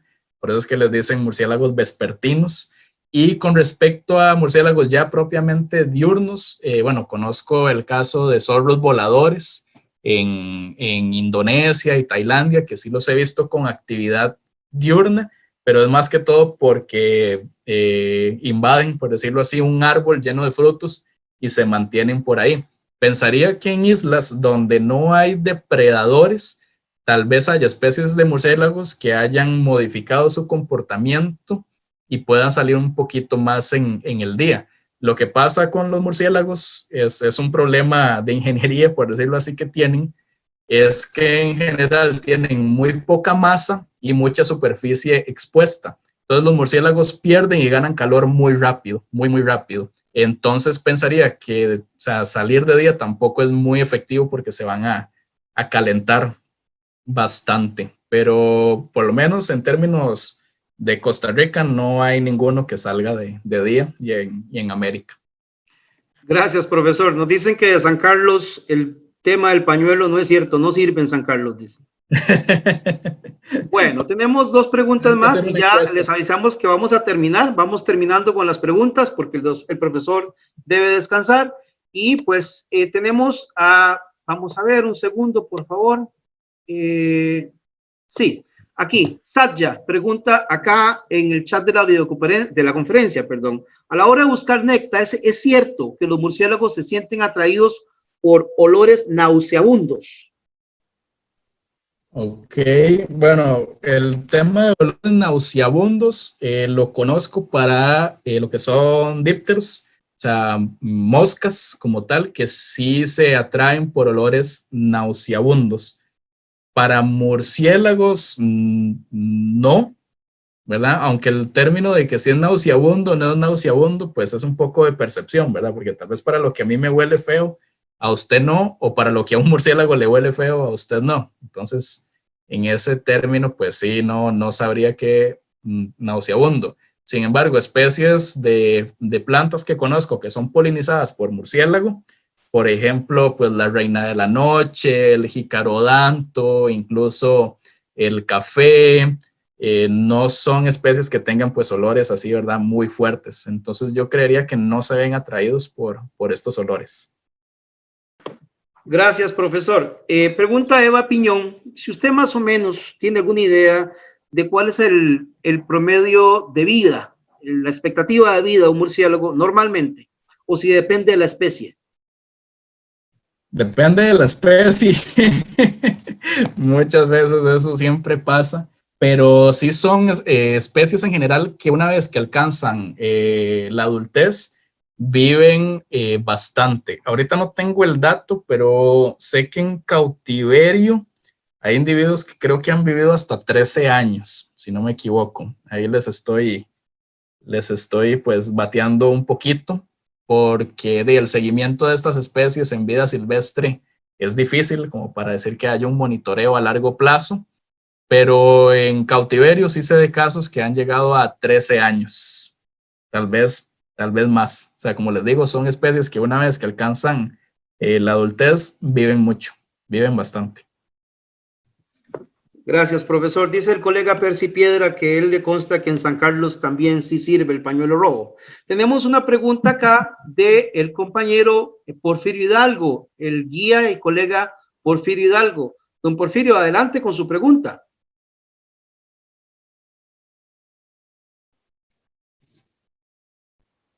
Bien, no lo vemos por acá, estaba aquí hace un ratito. Igual la colega Araceli Fallas levantó la mano para una pregunta. Araceli, ¿usted está por allí? Bien, así las cosas, estamos procediendo a darle fin a la videoconferencia de hoy, profesor. Hemos utilizado prácticamente 45 minutos en contestar preguntas. Le confirmo que ha tenido usted la audiencia de 6 países distintos y cerca de 217 personas estuvieron conectadas a su videoconferencia la noche de hoy. Si usted quiere, pues por favor, si usted tiene a bien hacerlo, dar un mensaje de despedida, se lo voy a agradecer.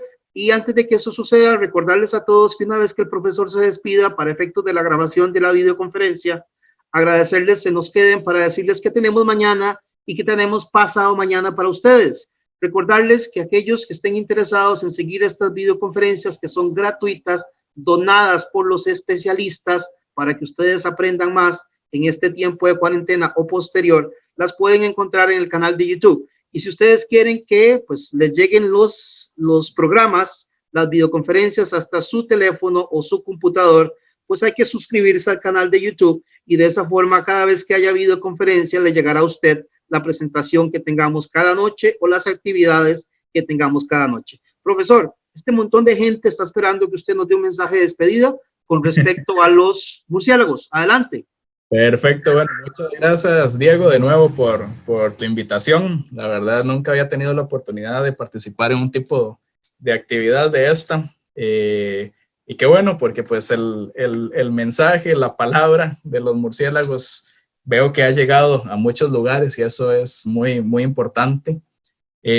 Considero que muchas veces más que aprender un dato nuevo, es todavía más importante desmitificar cosas o olvidar datos erróneos. Entonces, espero que con esta charla el día de hoy haya logrado un poco de eso. Los invito a estudiar, a leer. Hay muchos libros, hay artículos que salen que contribuyen mucho a desmitificar todo esto que existe alrededor de los murciélagos. Y como palabras finales, pues de nuevo agradecerles y que de verdad espero que puedan pues entender la importancia que tienen los murciélagos dentro de los ecosistemas. Les hice una pequeña pasadita de ejemplos nada más, hay muchos ejemplos de otros estudios y cosas que se han hecho, pero son vitales, los murciélagos son vitales dentro de los ecosistemas, tanto para el funcionamiento del ecosistema como tal, como pudimos ver para la sociedad, para las actividades socioeconómicas, son clave los murciélagos, así como muchos otros animales. Como mensaje me gustaría que quede claro lo que son servicios ecosistémicos, lo que es capital natural y esta estrecha relación que hay entre las funciones y procesos ecológicos naturales con los sistemas socioeconómicos. Creo que eso es algo que muchas personas, por un lado, ignoran y por otro lado han decidido ignorar. Y realmente mucho de lo que estamos viendo actualmente con esta pandemia y con muchas otras cosas que han surgido responde a estos desequilibrios, a esta degradación ambiental que indudablemente repercute sobre la sociedad. Y pues nada, eso de mi parte sería. Espero que muchos se hayan interesado en los murciélagos. A veces los guías dejan un poquillo eso de lado porque pues no es tan fácil de ver en un tour un murciélago, pero siempre hay elementos en los cuales podemos hablar de murciélagos. Hay plantas polinizadas por murciélagos, hay plantas que son modificadas por murciélagos para convertirse en tiendas. Entonces siempre hay elementos o siempre hay momentos en los que podemos meter ahí la cuñita, por decirlo así, para hablar de la importancia de los murciélagos, de su conservación y del indudable vínculo que existe pues entre su bienestar y nuestro bienestar. Entonces de mi parte eso sería. Cualquier duda, comentario, sugerencia es bienvenida. Ahí está mi correo y pues estamos a la orden. Gracias, profesor. El profesor Marco Ramírez es funcionario del Laboratorio de Recursos Naturales e Investigación de la Vida Silvestre de la Universidad Nacional. Es profesor de nuestro querido Colegio Universitario de Cartago y también, cuando puede ayudarnos, es profesor acá en INCETUR. Él tiene una maestría en ecología que obtuvo en el Instituto de Ecología de Veracruz, en México, y además es investigador y, como ya ustedes lo vieron, un apasionado del mundo de los mamíferos y algunos chineados, como en este caso el murciélago. Profesor, muchísimas gracias.